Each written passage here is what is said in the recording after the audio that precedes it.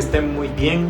Por favor, compartan este video para las personas que sienten que puede ser importante, puede ser necesario tener alguna inspiración. Hoy voy a hablar de un tema que no es normal en mí conversarlo, porque es un tema inspirado un poco también en la realidad que estamos viviendo. Estamos viviendo una realidad que supera las películas y lamentablemente hay unas consecuencias muy grandes en el planeta, en el mundo como tal, y esas consecuencias son que miles de personas, miles o millones de personas están en este momento recibiendo una carta de despido o de reducción de salario o de alguna situación particular o perdiendo su negocio. Entonces, hoy más que nunca tenemos que solidarizarnos,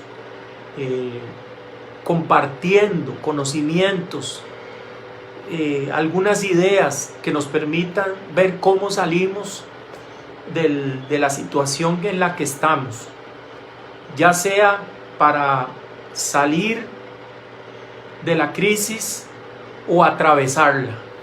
Y eso requiere de mucho pensamiento, requiere de mucho trabajo, pero fundamentalmente requiere que nos agarremos a valores, a propósitos, a unos principios que sean los que dirijan nuestra vida.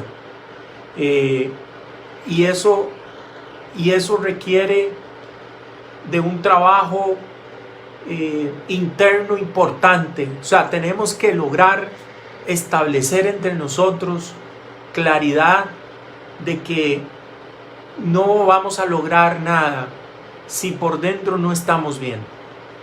Y estar bien por dentro significa estar bien mentalmente, estar bien aquí. Es en nuestra mente donde vamos a sacar las ideas y donde vamos a sacar la energía para salir adelante. Pero para lograrlo necesitamos establecer o entender algunos principios básicos. Les propongo estas preguntas fundamentalmente: ¿cómo funciona el cerebro en estado de crisis? Este es el índice de la conversación que vamos a tener. ¿Cómo utilizar la escasez para motivar el cambio? ¿Por qué nos resistimos al cambio y cómo superarla? ¿Cómo funciona el cerebro cuando somos creativos e innovadores? ¿Cuáles son los pasos recomendados para desarrollar la creatividad? ¿Cuál es el papel de las emociones y pensamientos? ¿Y cómo funciona el cerebro en estado de concentración? Y también cómo lograr concentrarnos mejor. Y eso es lo que fundamentalmente va a ayudarnos. La cultura de una nación reside en el corazón y en el alma de su pueblo. ¿Cuál es la situación que tenemos que enfrentar? ¿Cuál es el problema que tenemos que enfrentar? Que tenemos una cultura basada en una serie de pensamientos, de acciones, de sentimientos en los cuales todos estamos de acuerdo. Esa cultura, esa forma de pensar, esos pensamientos, esos sentimientos hacen que estén casi que todos implícitamente los compartimos. Entonces, ¿cuál es la cultura que nosotros tenemos en este momento? Pues se parece un poco a la cultura que hemos desarrollado desde niños, que tenemos como adolescentes, que hemos desarrollado en la etapa de universidad, y casi siempre la cultura tiene que ver con una forma de pensar que está relacionada con ser empleado. ¿Por qué ser empleado de una empresa? Eso es como lo que nos han enseñado desde niños. Entonces, ¿qué es lo que pasa? Que el problema fundamental es que esa cultura relacionada con no ser emprendedores, con no cumplir sueños, con no manejar incertidumbres en edades tempranas, hace que cuando crezcamos lo que estemos buscando siempre sea la zona de confort, el buscar la seguridad. Y déjenme decirles que no tengo absolutamente nada con las personas que están relacionadas con esa zona de confort o que tienen un empleo fijo. El problema no es ese. El problema es que lo que nosotros aprendemos a lo largo de nuestra vida es prácticamente a buscar un ingreso fijo, un ingreso seguro, a tener siempre un estado seguro en el cual nos empantanamos y no volvemos a crecer nunca más. Nos quedamos prácticamente nos quedamos en eso. Y esto particularmente nos afecta mucho cuando hay crisis, cuando hay cambios, cuando perdemos el empleo, cuando nuestros ingresos bajan, cuando nuestras empresas bajan los salarios, las entradas, los ingresos, puesto que siempre estamos esperando ese ingreso fijo, siempre estamos mentalmente pensando en ese ingreso para pagar ciertas deudas. E inclusive hay algo peor.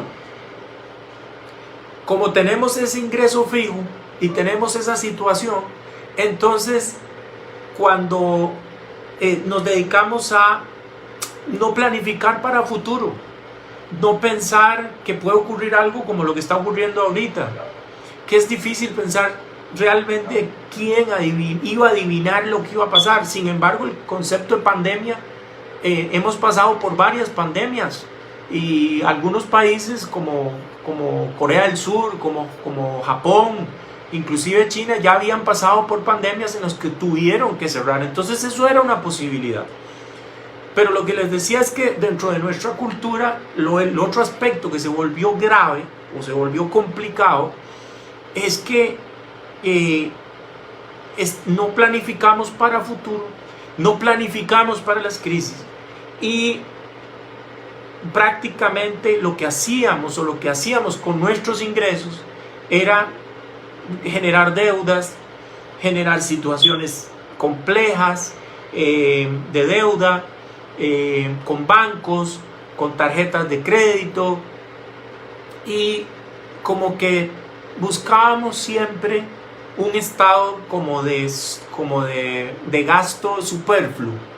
Y esto tiene que ver con lo mental, ahora lo vamos a ver, tiene que ver con la parte mental fundamental. Entonces, no se preocupen por la presentación, vuelvo a decirles a todos aquellos que la quieran, yo me ponen el correo electrónico y yo se las envío posteriormente, no se preocupen por la presentación.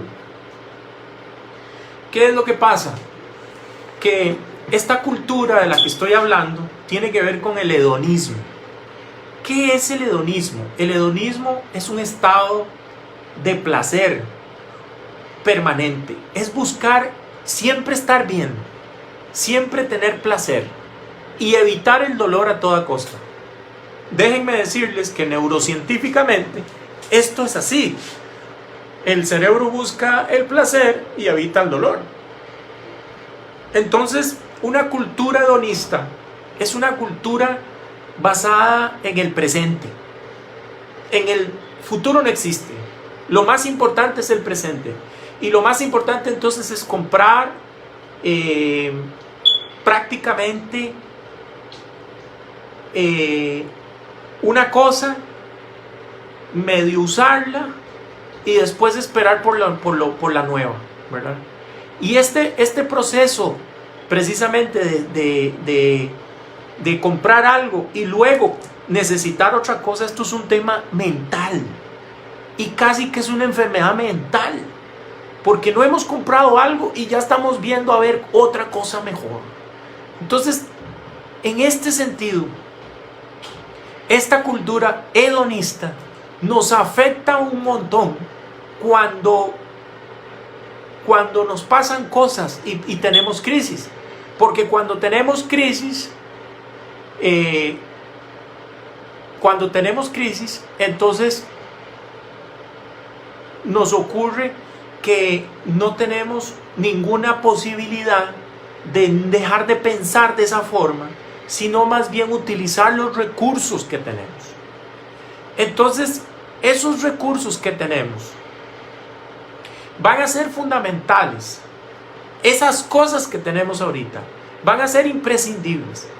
No podemos seguir con la cultura del gasto superfluo, de gastar en lo que sea, porque eso nos va a provocar una serie de problemas. Hola Alejandro, no te preocupes, este video se va a grabar y si me pasas tu correo, yo después te lo mando. No se preocupen si se ha caído un poco la transmisión, está ahorita funcionando bien. Si se cae, no se preocupen, yo después el video va a quedar. Un saludo grande, Alejandro. Entonces, tenemos que evitar eso. Los estudios científicos comprueban que el 95% de nuestras decisiones son emocionales. Y eso tiene una implicación tremenda cuando les decía en el tema cultural. Esto significa que cuando compramos algo, gastamos, lo que está funcionando es el cerebro. Cuando comemos de más, lo que está funcionando es el cerebro. Entonces, esta emoción que no podemos controlar, ¿verdad?, que tiene que ver con buscar el placer permanente, hace que sea muy difícil manejarse en un tiempo de escasez. Porque en tiempos de escasez no podemos dejarnos llevar por la emoción. Necesitamos estar en un estado de calma. Necesitamos estar en un estado de paz. De paz con nosotros mismos internamente. Un estado que nos permita crecer y no decrecer. Cada vez que tomamos una decisión emocional para comprar algo que no necesitamos, estamos en una situación de decrecimiento. Y ojo, es que esto tienen que comprenderlo, no es juzgar al otro por lo que hace. No pasa nada si de vez en cuando nosotros tenemos gastos superfluos. También hay otros temas importantes y que de vez en cuando dejemos llevar la emoción. El problema es que siempre nos dejemos llevar por la emoción. Ese es el problema. Entonces, con esta cultura hedonista, con esta situación de que evidentemente el 95% de nuestras decisiones son emocionales y de las cuales los que saben de mercadeo se aprovechan, y al aprovecharse generan toda una situación en la cual te generan tentaciones y vos generalmente estás lleno de imágenes y lleno de estímulos que hacen que sea para usted muy difícil, o para el ser humano sea muy difícil sostenerse, porque eso lo saben los de mercadeo. Por eso los anuncios y todo no atacan, no trabajan el tema de la lógica, ¿verdad? Entonces, cuando te venden algo, no es si lo necesitas, eso no entra ahí. Lo importante es ver cómo activan en el ser humano el tema emocional. Entonces, tenemos que aprender a diferenciar lo que es una mentalidad que le vamos a llamar mentalidad fija, concreta, a una mentalidad de crecimiento. Esto de la mentalidad es que tenemos que cambiar el switch mental que tenemos, o el software que tenemos en la mente, de una mente que está muy enfocada en no cambiar, en que esta es mi personalidad y yo no puedo cambiar. Yo soy una persona gastona y voy a ser gastón toda mi vida y nunca voy a planificar hacia el futuro, ni creo que vaya a caer en crisis y también voy a salir y después que me peguen el COVID. No, esa mentalidad no funciona en momentos de escasez, más bien nos llevan a más escasez.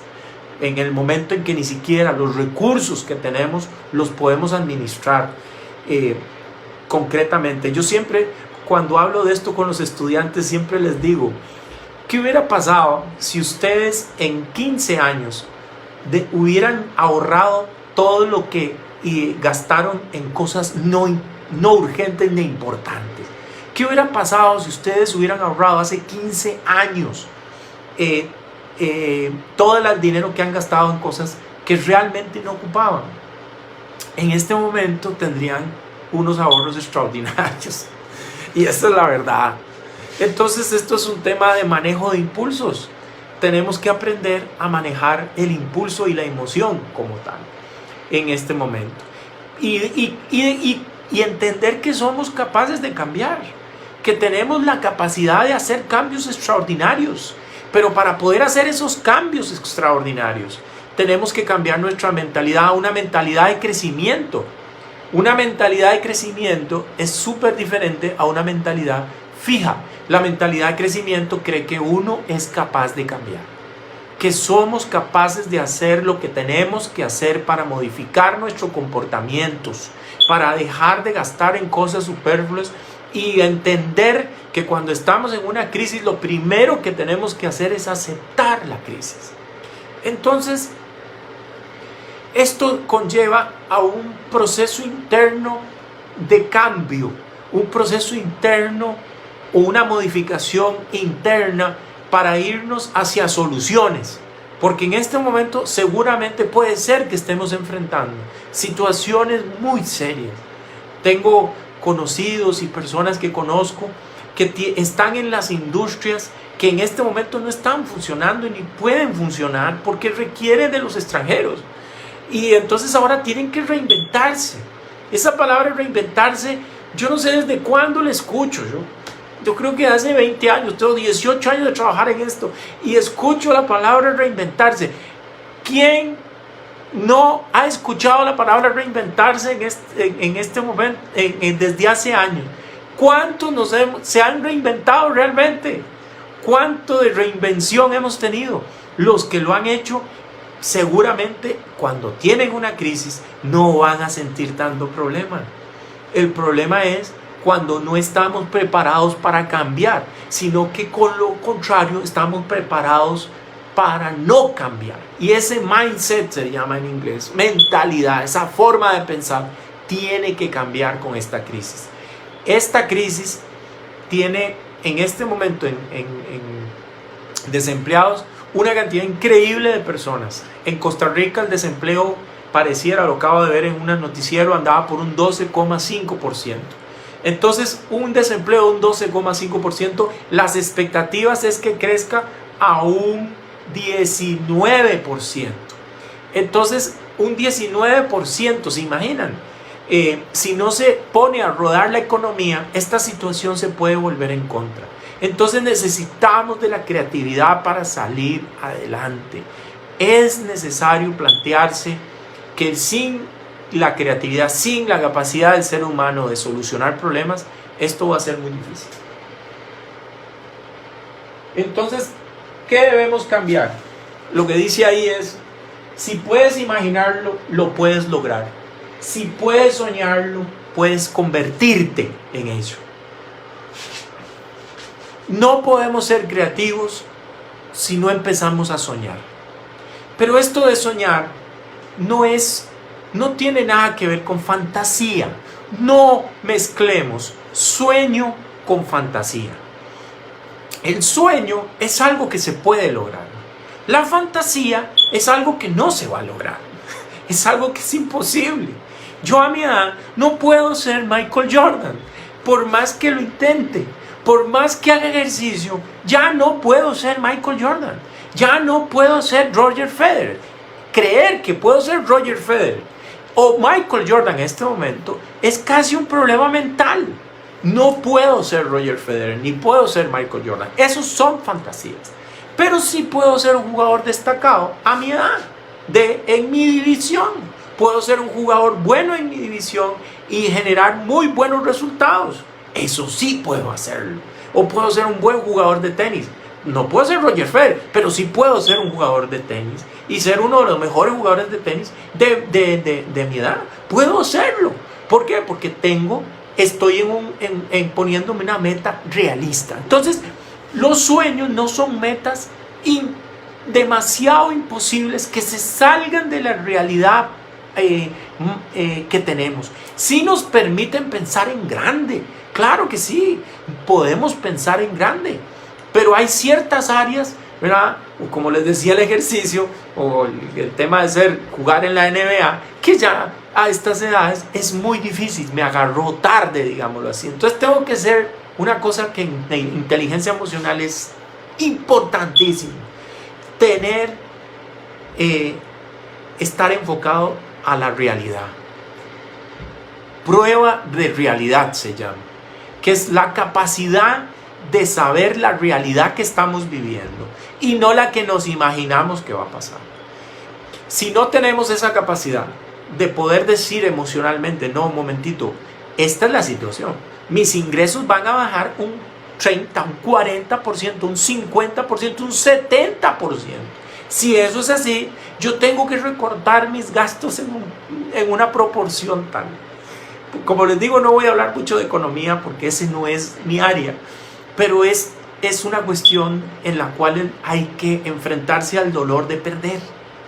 No podemos ganar siempre, sino que tenemos que tener la capacidad de enfrentarnos al dolor.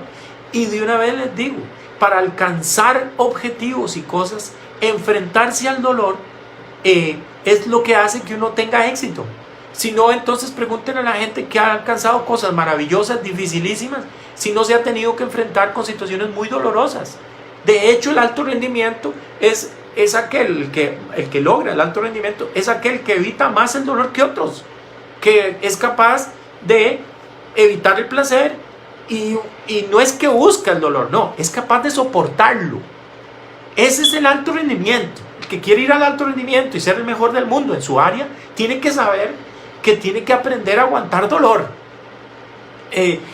Y esto conlleva una situación que va en contra de lo que el cerebro quiere. El cerebro está más enfocado en el placer, en el hedonismo, en no ahorrar, en no buscar cómo recortar los gastos. Porque si mis ingresos bajaron, pues entonces tengo que buscar cómo recortar, ¿verdad?, los gastos. Y pensar entonces en ideas creativas para irse nivelando poco a poco y después superarse. Porque sí les voy a decir una cosa, la creatividad es para eso. Es para crecer, nivelarse y después crecer e ir más allá. Es crear ideas que nunca hemos pensado que son posibles. Y sí son posibles.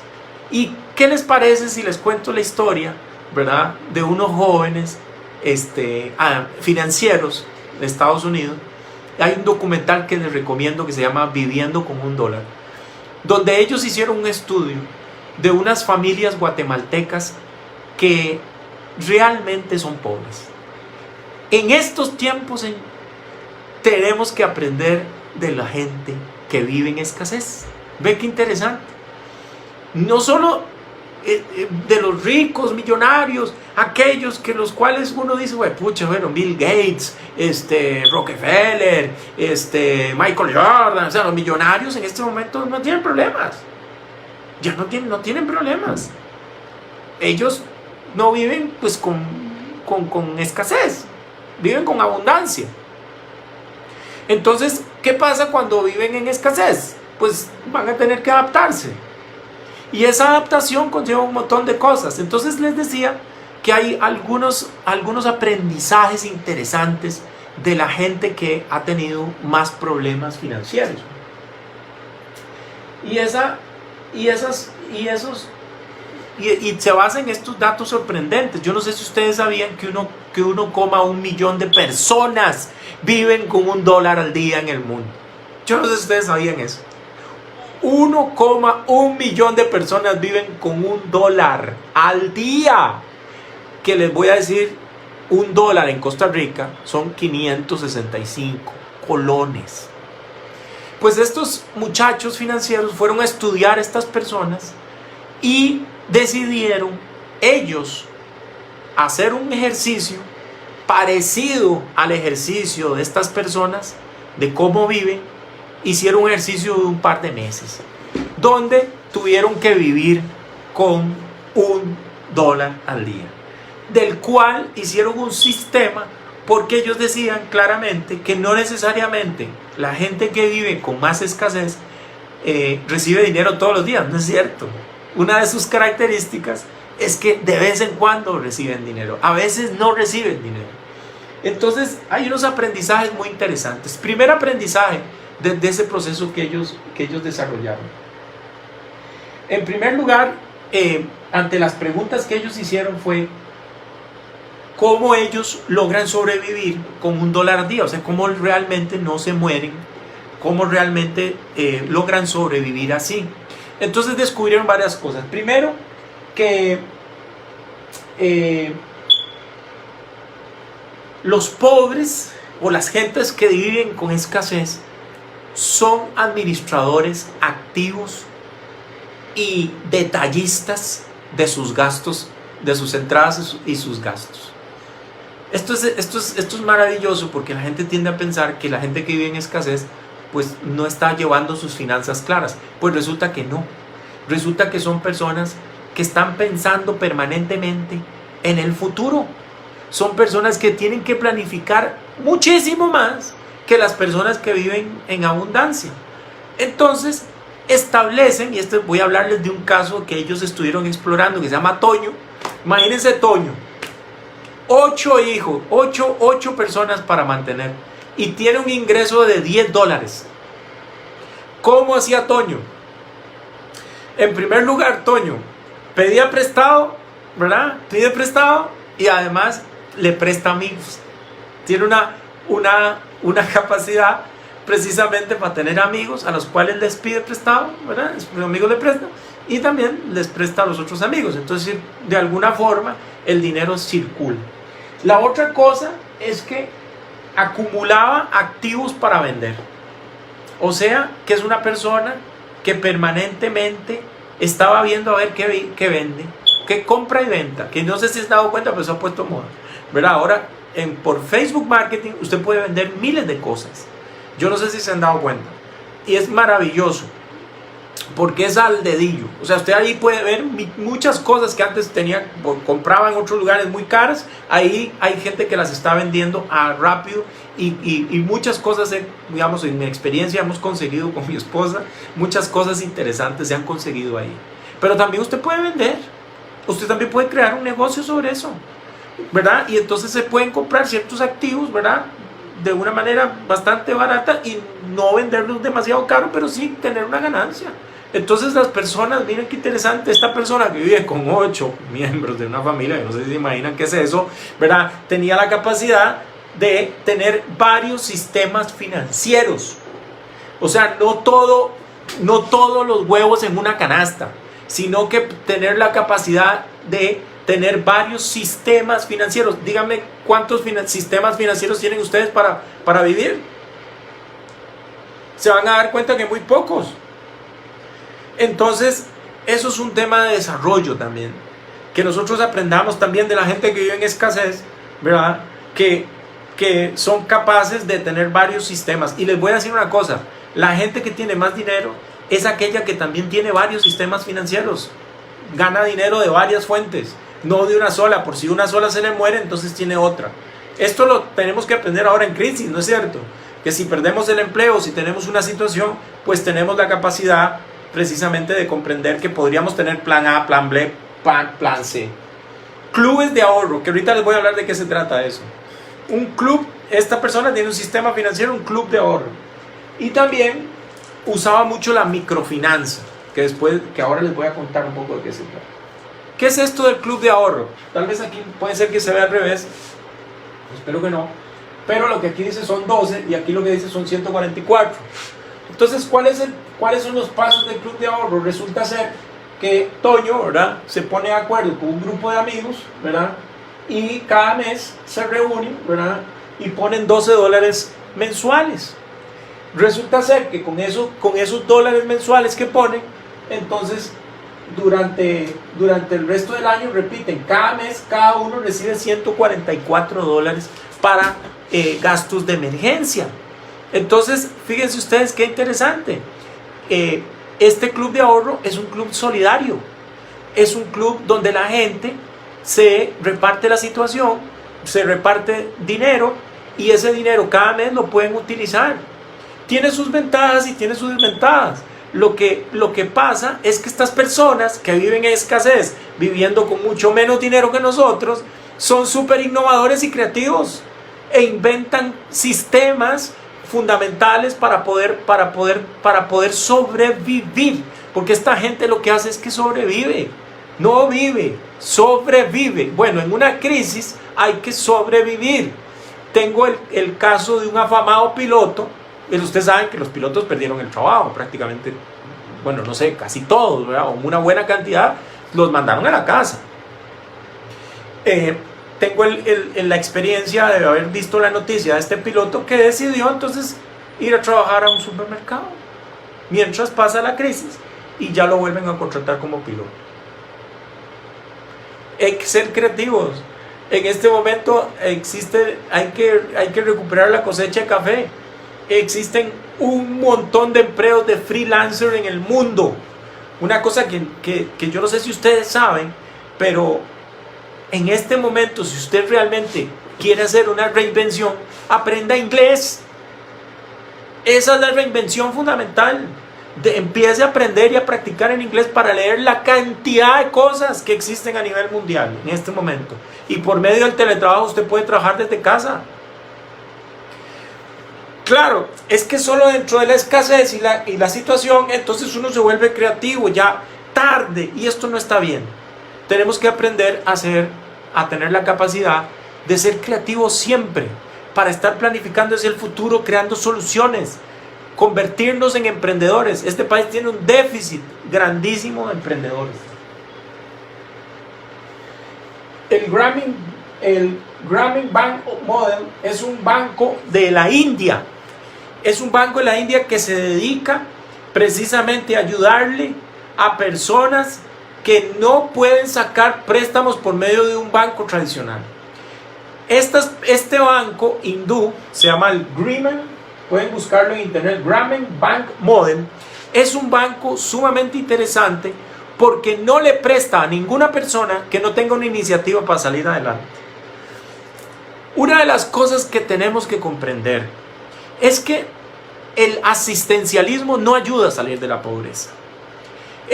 Está muy bueno esto del bono proteger, está muy bueno esto de que les demos comida y diarios a la gente, pero lo que realmente los va a sacar de la pobreza, o lo que nos va a ayudar mucho, es enseñarle a la gente a emprender negocios.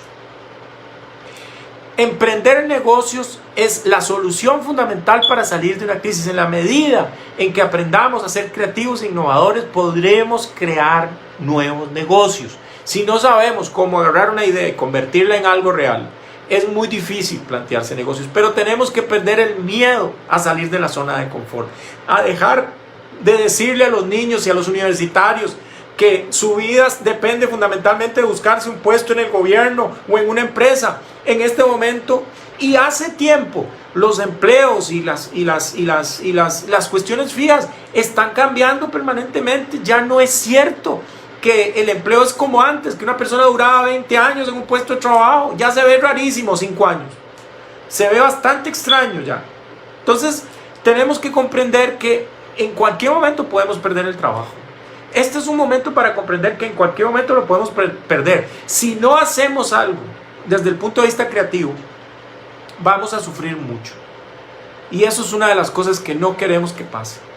No queremos que ocurra que la gente vaya a sufrir porque no puede sacar su espíritu creativo. Vean, este banco no presta hasta que, si la persona no tiene una iniciativa para salir de la pobreza, si no hay algo de emprendedurismo en su idea.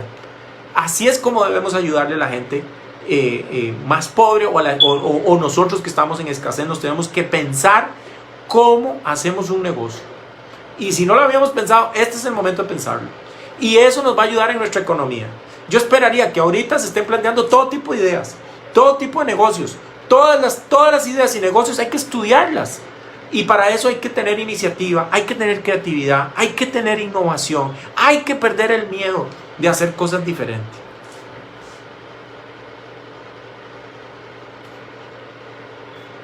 Ahora, ¿cómo cambiar? Dice Thomas Edison que el genio es resultado del 1% de inspiración y 99% de trabajo. Si alguien cree, como pasa ahorita, que nos mandan un montón de cosas, hágase millonario, vuélvase millonario, fácil, nada más lo único que tienes que hacer es comprar no sé qué, pone una platita a ti, aquí y con eso la reinvertís y te haces. Olvídense. Olvídense. La única forma, o sea, lo que suena o se ve fácil va a ser dificilísimo para que usted se haga millonario y salga a la escasez y resuelva su problema. Aquí el asunto es trabajo. Lo único que nos va a sacar de la crisis económica, de la crisis de empleo, es trabajo. Trabajar fuerte. Dar todo lo que uno pueda. Todos tienen algo por dentro que es maravilloso, pero que no ha querido reconocer lo que lo tiene. Todos tenemos una habilidad y un talento que estoy seguro que a alguien le puede servir. Lo que tenemos que lograr es sacarlo. Y para sacarlo necesitamos varias cosas. Yo no sé si se ve, pero este es Chuck Jones. Chuck Jones fue el que creó el tema del correcaminos.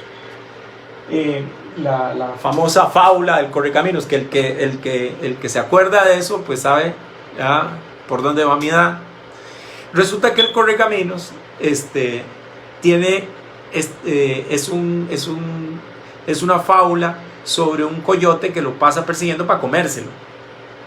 ¿Ya? Para los millennials y los otros que tal vez no saben. Y la fábula se trata de cosas creativas que hace el coyote para agarrar el correcaminos, que generalmente es más listo y es más rápido que el coyote. Entonces, lo que dice Chuck Jones es lo siguiente: para dibujar un coyote, debes tener un coyote por dentro. El proceso creativo empieza adentro. No podemos dibujar un coyote, dice Chuck Jones, si no tenemos un coyote dentro de nosotros. Cuando nosotros tenemos algo especial dentro de nosotros, es cuando lo podemos sacar a lo externo. Pero primero tenemos que encontrarlo. A esto le llamamos nuestro potencial de vida, nuestro propósito de vida. O sea, realmente es algo que tenemos que luchar por encontrar. Tenemos que hacer un esfuerzo creativo para encontrar en nosotros ese talento único, ese potencial único que nos hace diferentes a todos los demás. Entonces, esto de Chuck Jones viene de un libro que se llama El Espíritu Creativo, que mi papá en algún momento me dio, lo revisé y fue extraordinario. Fue extraordinario, el libro en sí es extraordinario porque trae el cómo Chuck Jones creaba, desarrollaba, cómo los grandes creativos desarrollaban, cuál era su pensamiento, cuáles eran las claves de un pensamiento creativo. Entonces, lo primero que tenemos que hacer es definir muy bien qué problema vamos a resolver. ¿Cómo vamos a lograr ser creativos? Primero definir un problema. Porque este cuento o esta idea de que ser creativo es sobre la nada no es cierto. O sea, tiene que ser útil. Yo diría que tiene que ser útil a un montón de gente para que sea un buen negocio, ¿no? A un grupo de gente que pueda y diga yo quiero pagar por eso. Entonces, la creatividad no surge desde la inutilidad, surge desde la utilidad. Por lo tanto, hay muchos problemas a resolver. Tenemos problemas ambientales, tenemos problemas de empleo, tenemos problemas del ser. En este momento lo que está cuestionándose es el ser de las personas. Tenemos problemas mentales, tenemos problemas físicos, tenemos problemas de todo tipo. Entonces tenemos que encontrar un problema que conecte con nuestro potencial, con nuestro deseo único, ¿verdad? Nuestras habilidades para poderlo resolver. Por supuesto que yo vuelvo a decirles, o sea, yo no sé de teoría cuántica. No me voy a poner a pensar en cómo resolver los problemas de teoría cuántica. De eso no sé.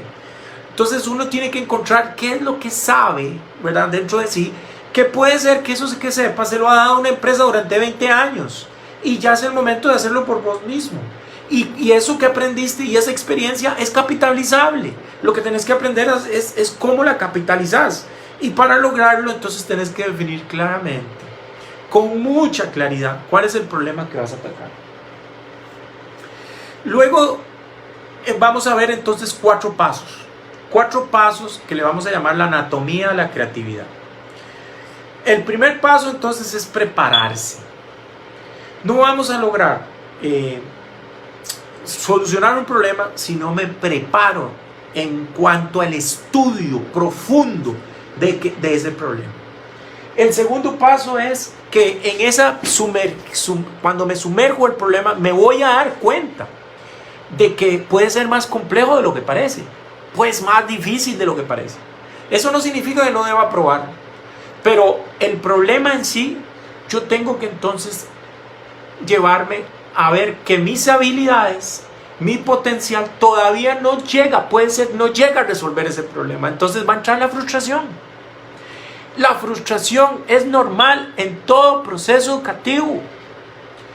Es fundamental entenderlo.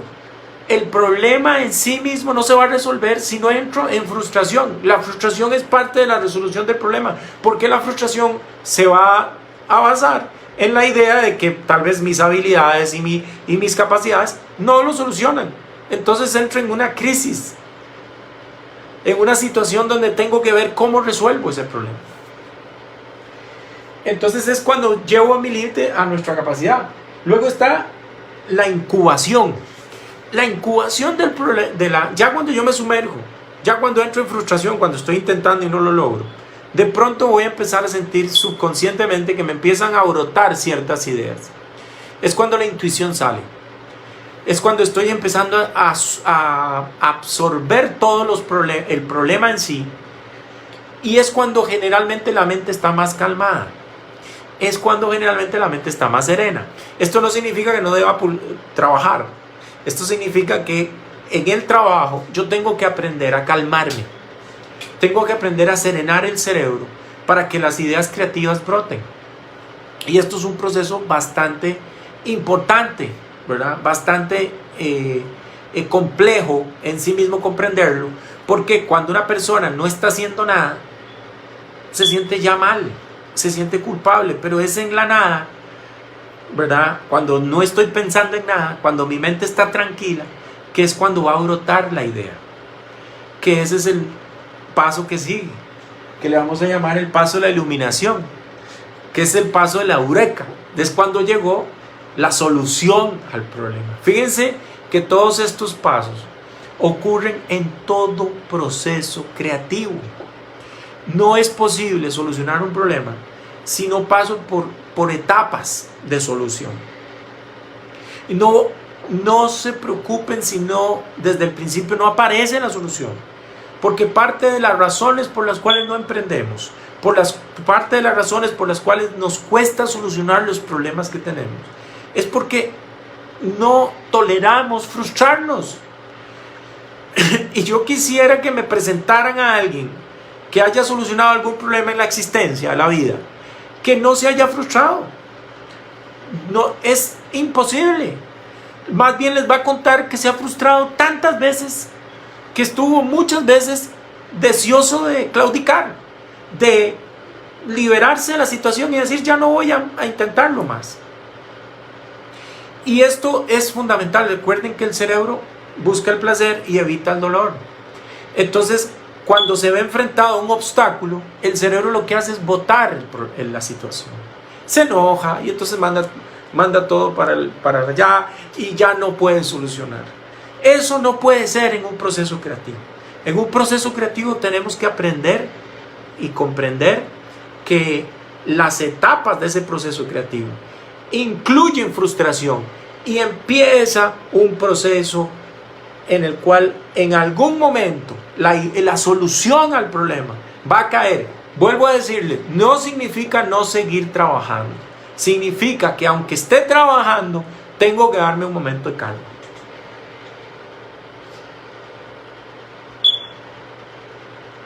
Ahora, fíjense esta imagen. Espero que no les suelte el hambre, ¿no?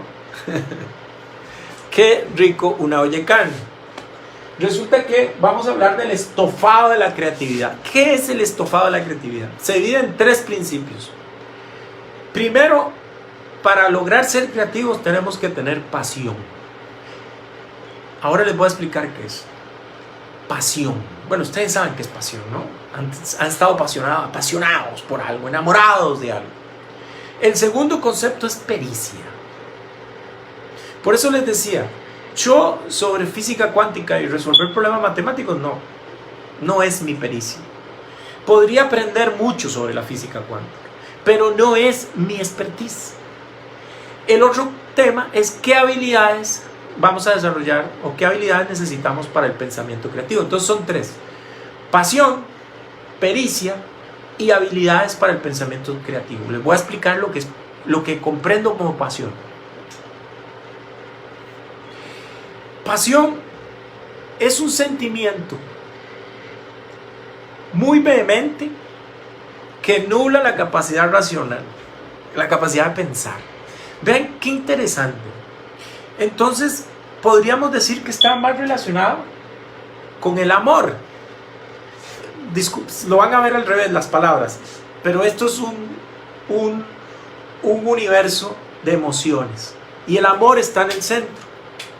Del amor se desprenden otras emociones, por ejemplo, el interés, la paciencia, la autoaceptación, las ganas de crecer, el fluir, el prácticamente dejarse llevar. Cuando uno se enamora, y si se acuerdan cuando se han enamorado o están enamorados, prácticamente todo fluye. Fluye porque es algo que me atrae tanto que no puedo despegarme de eso, no puedo dejar de leer sobre eso, no puedo dejar de estudiar, trabajar sobre eso. Cuando encuentren eso, ahí encontraron su potencial creativo, su potencial único.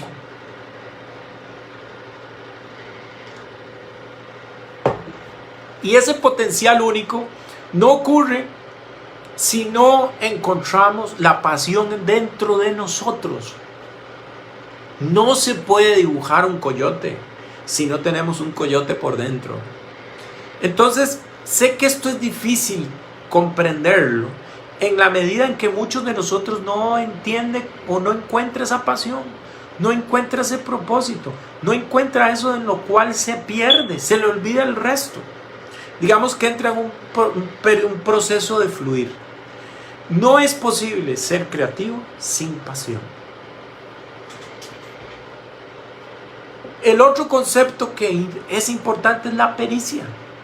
La pericia sería esa habilidad, ¿verdad?, técnica o de conocimientos que nos permite entonces tener un mapa conceptual en nuestra cabeza de lo que hay que hacer.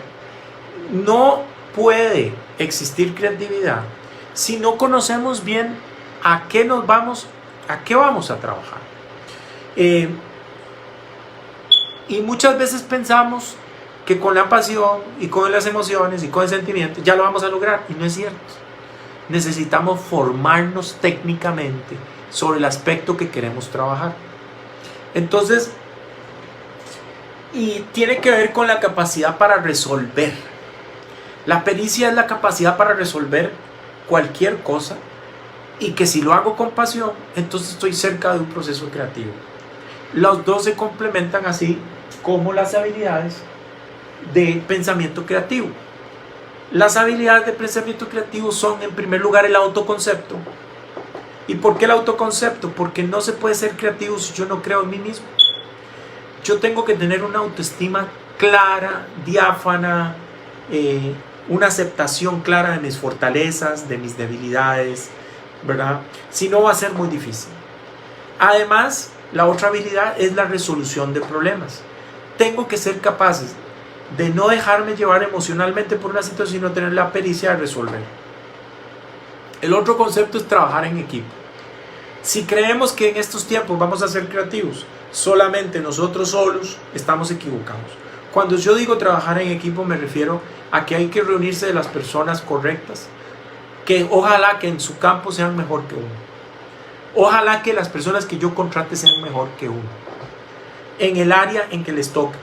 Y así entonces con ese equipo, entonces, como dicen, una cabeza no piensa lo mismo que un grupo de cabezas. O sea, en equipo somos mucho más fuertes, tenemos más imaginación, tenemos más creatividad.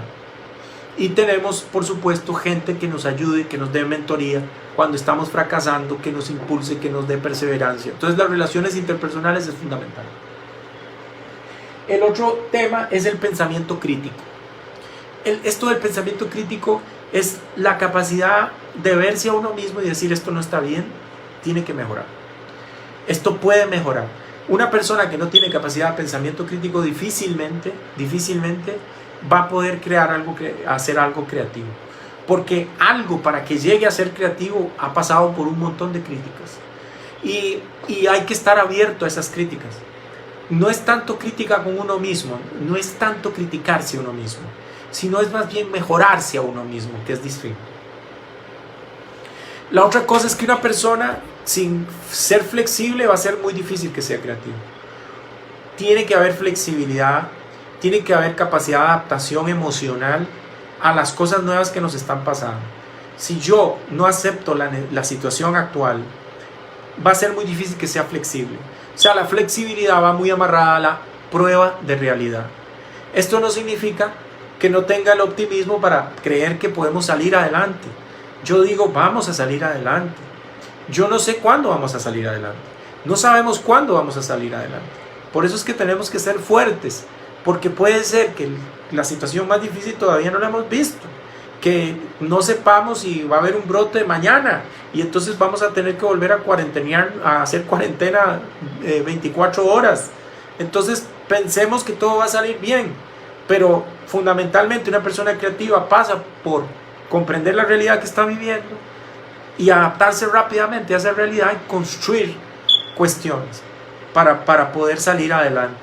En Italia me acuerdo de una empresa que fue capaz de transformar completamente su negocio de venta de ropa a convertirse a vender ropa normal, digamos, a vender ropa para las enfermeras y vender cosas para un hospital, y entonces se reconvirtió en una empresa. Obviamente los empleados debidamente con sus trajes, protegiéndose permanentemente, o sea, podían trabajar, podían hacer algo bueno para la sociedad y transformaron su negocio. Y eso lo hicieron en menos de 3 semanas. Así es que esto es flexibilidad. Sin flexibilidad es muy difícil que logremos alcanzar el objetivo. Y finalmente el optimismo.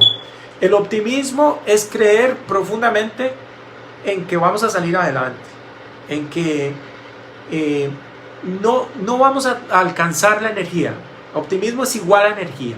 No vamos a alcanzar la energía que necesitamos para resolver el problema sintiendo que todo va a ir mal, que vamos a perder todo, que vamos a perder el empleo, que vamos a perder todos los ingresos, que no vamos a tener cómo salir adelante. Ese pesimismo no nos ayuda, nos deprime y más bien nos baja la energía. Y en este momento lo que más necesitamos es energía para poder salir adelante. Bien, les agradezco mucho por todo lo que me han escuchado. Espero que les haya gustado. Mi nombre es José Romero, soy parte de una empresa que se llama Focus Emotional Manager y estamos para servirles. Si alguien quiere la presentación, por favor déjeme su correo y con mucho gusto le paso la presentación. Buenas noches.